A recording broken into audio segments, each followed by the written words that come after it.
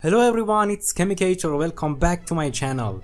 Today I wanna shed light on the synthesis roots of this amazing architecture. Tetrodotoxin is a deadly poison that tetrodon fish use it as a self-defense against predators. But why is it such a lethal poison? Sodium ions play a crucial role in a process which is called action potential. In neurons, it plays a central role in cell-cell communication. In other words, your brain sends message to your body at lightning speed during the action potential, which is generated by special type of voltage-gated ion channels. When neurons generate a signal, these channels allow an inward flow of sodium ions, which changes the electrochemical gradients of the neurons and produces an electric current across the cell membrane. Tetrodotoxin selectively interact with voltage-gated sodium channels and block them, so interrupts the generation and convey the electric signal in neurons. This results in rapid weakening and paralysis of muscle, which can lead to respiratory arrest and death.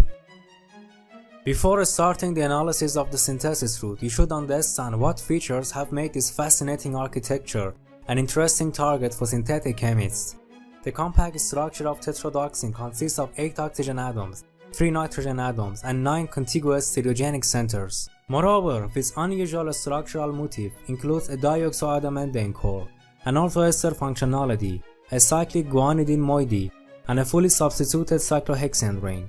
Furthermore, tetrodotoxin exists in aqueous solution as a mixture of interconverting related structures. In acidic media, it is in equilibrium with 4,9-anhydrotetrodotoxin, an elevated temperature mediating the reversible generation of lactone-4. In 1972, Kishi represented the first total synthesis of tetrodotoxin. After that, 7 groups used different strategies to build this complex architecture. In this episode, I focused on the latest version, which was represented in 2024. Now let's dive into retrosynthetic analysis. Hemiaminal and orthoester moieties can be obtained in one step from this intermediate.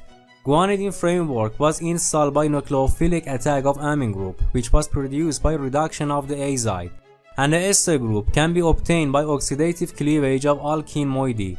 Tetrahydrofuran ring can be achieved by intramolecular nucleophilic addition of the alcohol group, which was obtained by reduction of azidaldehyde intermediate. This structure can be produced by attacking of sodium azide to the epoxide, which traces back to this intermediate. This part of the molecule can be produced by oxidation of the double bond. This structure can be achieved by ring opening of this intermediate. The cyclohexane skeleton was produced by a stereoselective Diels-Alder reaction. Now let's analyze the 4-watt synthesis. The synthesis of tetrodotoxin was initiated with the stereoselective construction of the oxygen substituted cyclohexane skeleton. First off, furfuryl alcohol underwent esterification with confenic acid, which acts as a chiral auxiliary. Next, the ester intermediate underwent a cycloaddition reaction with maleic anhydride.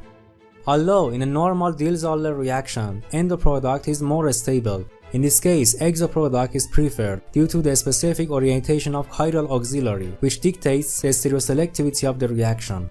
Notice that in the exo transition state, 2 compounds can approach together in 2 different ways, leading to 2 different exo products, which only one of them is needed for the next step. The others pointed out the use of isopropyl ether as a solvent is a crucial factor for successful generation of optically pure desired diasteromer. In the next step, the cyclic anhydride underwent methanolysis. Notice that this process is regioselective due to use of quinine in a reaction. Subsequently, a stereospecific Upjohn Exo-Dihydroxylation gave this intermediate. Until now, 4 oxygen atoms of a target molecule are installed on this intermediate. This oxygen comes from the furan moiety, which was the starting material. The origin of this oxygen is this carbon group, which underwent Regioselective Methanolysis, and these 2 oxygens at the optional reaction construct the dioxa-adamantane core in the final product. Now let's continue to grow our molecule.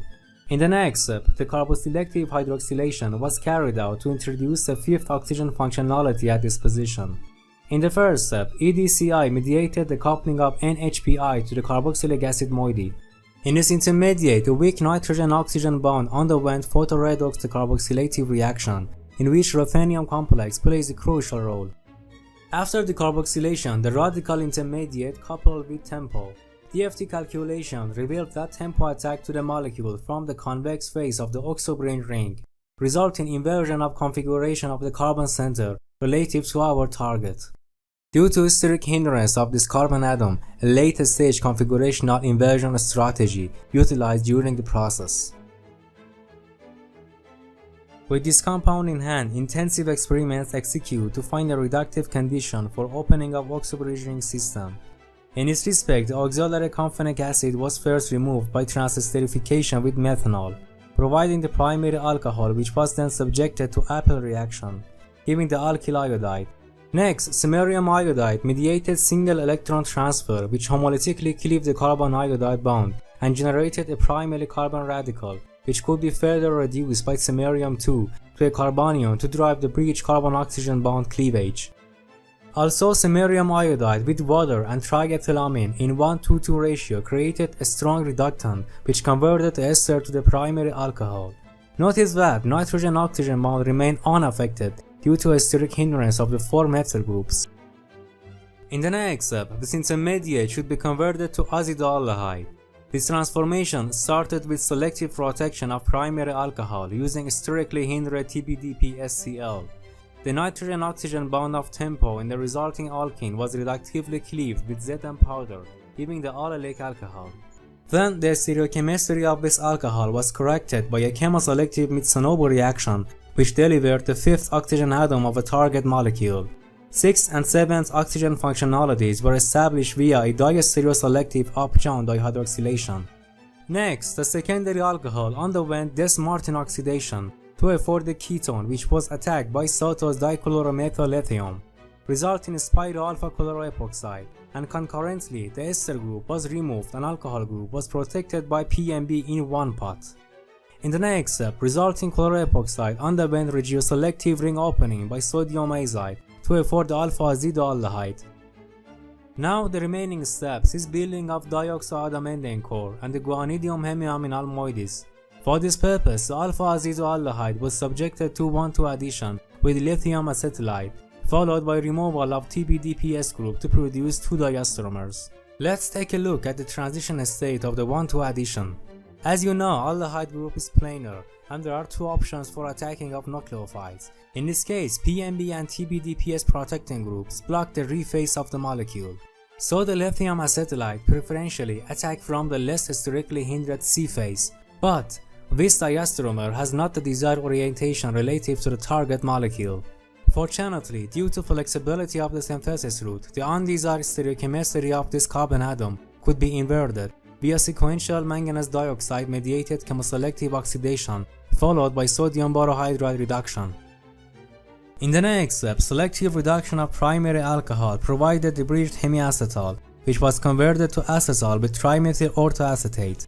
Notice that breached tetrahydrofuran acetal ring is critical to precise functional group manipulations on the stereochemically complex framework and the efficiency of the following transformations. Oxidative cleavage of alkene with ruthenium followed by esterification afforded methyl carboxylate. Simultaneous PMB deprotection and azido reduction by hydrogenation efficiently delivered the tertiary amine, which was guanidylated in situ with bespoke protected isothiourea, leading to the penultimate intermediate. Finally, treatment of this unpresented compound with trifluoroacetic acid at 60 degree afforded a global deprotection and successfully installed both the hemiaminal and the orthoester of tetrodotoxin.